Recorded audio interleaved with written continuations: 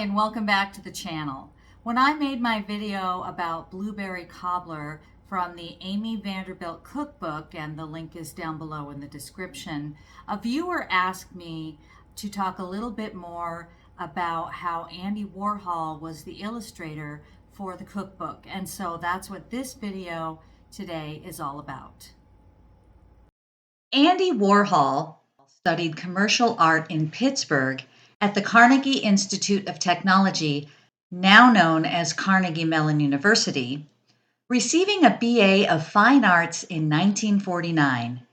There, he served as art director of the student magazine Kano, where a cover illustration and a full-page interior illustration are believed to be his first published artworks.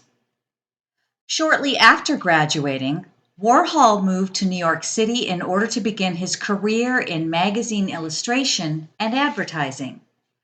At this time during his career, he was an artist for hire, and his first commission was to draw shoes for Glamour magazine.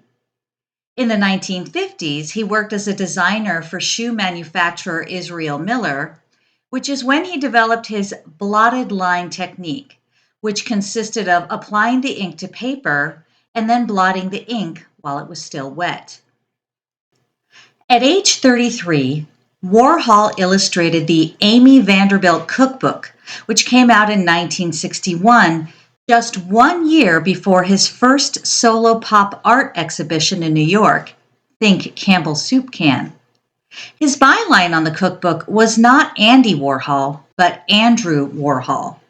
His illustrations are simple pen and ink line drawings, focusing on cooking and serving tools, from bread and cake pans to the proper layout of a breakfast tray.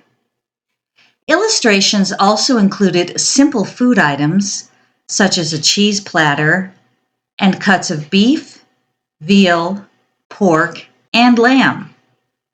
He also created pictures of food prep, such as rolling out a pie crust and placing it properly in the pan, as well as general finished dishes that could go just about anywhere in the book.